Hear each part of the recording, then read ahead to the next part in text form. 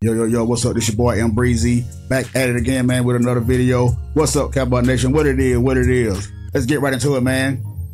Day 3 of the OTAs, a familiar face popped back up on the scene. Running back Tony Pollard.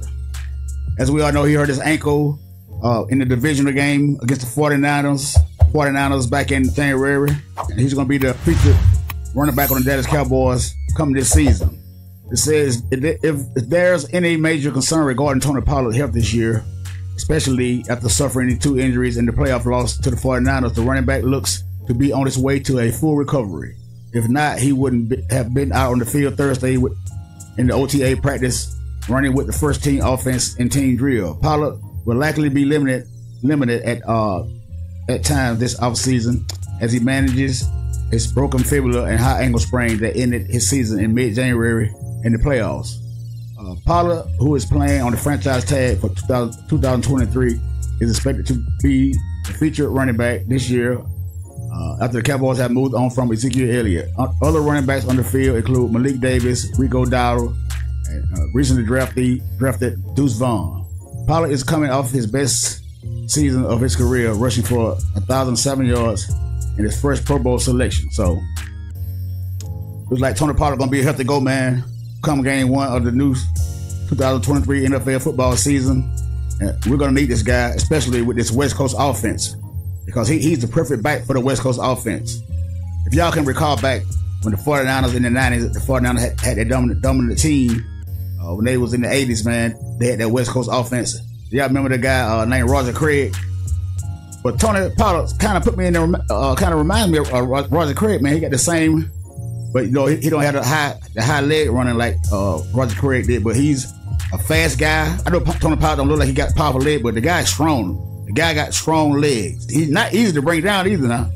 He's a good, hard-nosed running back. But he reminds me of Roger Craig, man, with that style, man. He can catch the ball in the backfield. He can run. He got speed. The guy can do it all. He's a versatile back. But I don't know about blocking, picking up no blitzes, though. I don't know about that.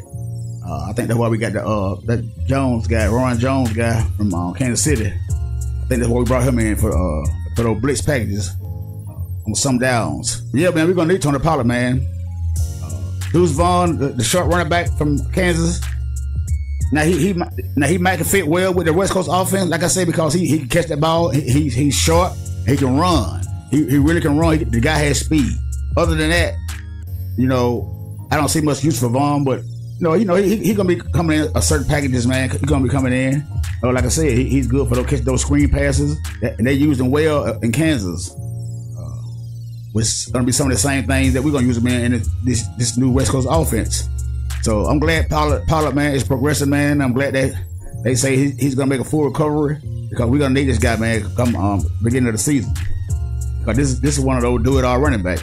Now, I'm gonna go out on a limb and say I think Pollard can have 1,000-yard rushing, and 1,000-yard receiving. I'm just putting it out there, man. It's the West Coast offense, and it don't require a lot of deep balls.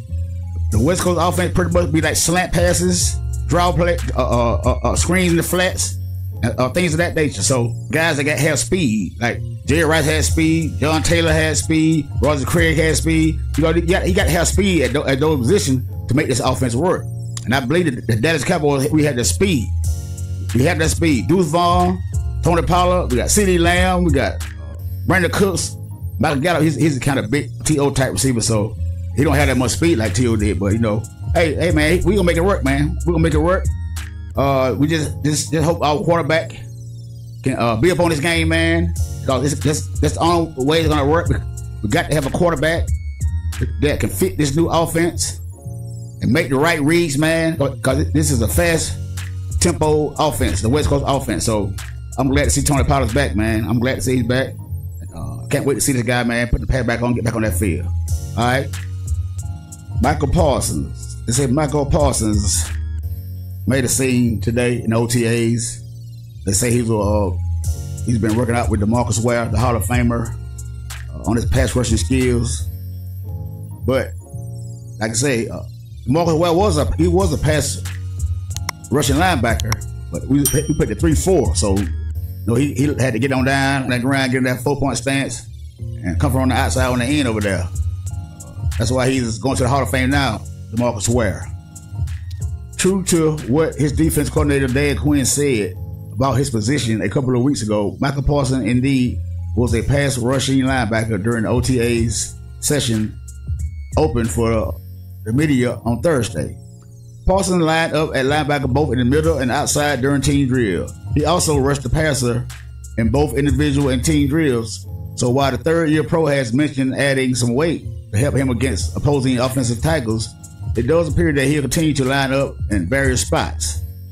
But it said, however, during one of the breaks at Thursday practice, Parsons was working with recently inducted Hall of Fame DeMarcus Ware, who was one of the best pass rushers in league history.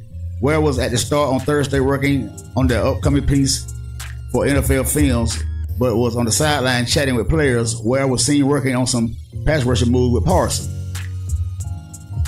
Ware is the Cowboys' all-time leader in sacks with 117. Parsons broke his rookie record in 2021 with 13 sacks and had 26.5 in his first 2 seasons. So, I guess, he trying to, every time this guy runs across DeMarcus Ware, he's trying to get those lessons, man, from DeMarcus Ware. Trying to find out how to be a better pass rusher. Hey, you can't blame me because DeMarcus Ware is going to the Hall of Fame. You know what? I want to see Micah Parsons play more at linebacker because, I want to see Micah Parsons see the whole field. I want him to see the whole field. I want him to learn to position at linebacker. I want him to learn some of the offensive plays, like read the offense and kind of like know what's coming next at him instead of just using his speed. And because I've seen a lot of times that he's lost out there. It's a rookie learning curve, second-year player. It's a learning curve. And sometimes out there he look lost. That's why I want to, because you can put him at defensive end at any time because that don't require reading no defense or nothing like that. They're just rushing the passer.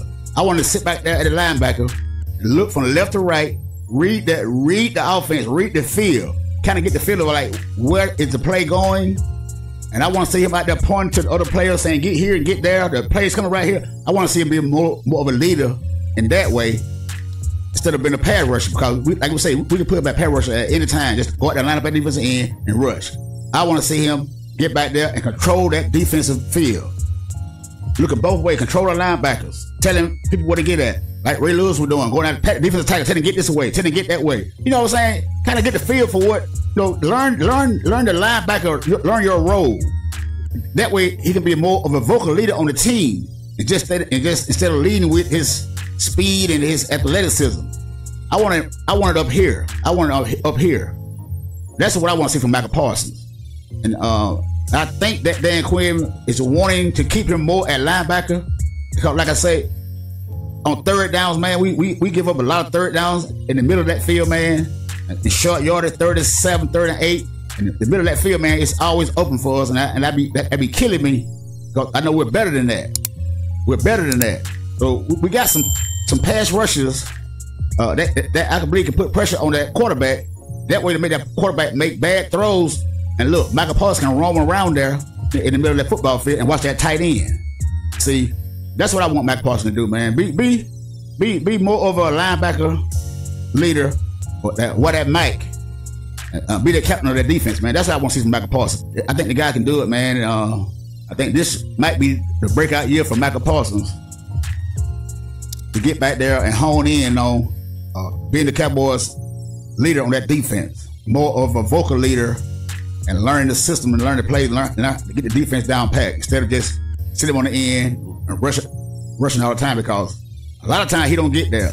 And when Micah Parsons don't get there to the quarterback, like I said, the middle of that field is wide open, man. The guys get first down on us all the time.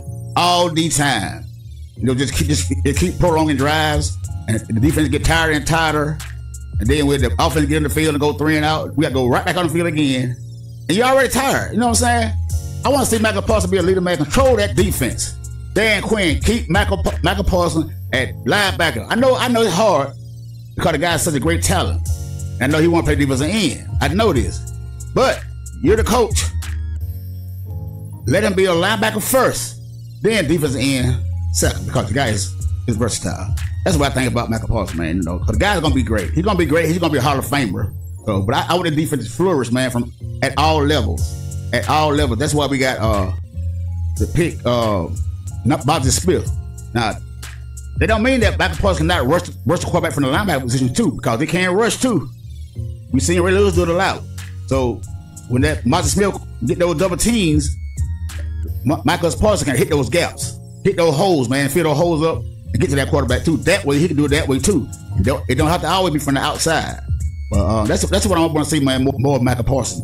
Yeah, man. But anyway, hit that subscribe button, hit that like button, leave me a comment down below, share the video, and tell me what you guys think about Tony Pollard showing up at OTAs and Micah Parsons showing up at OTAs, getting ready for the upcoming NFL season. Until the next time, it's your boy Breezy, and I'm out. Holla.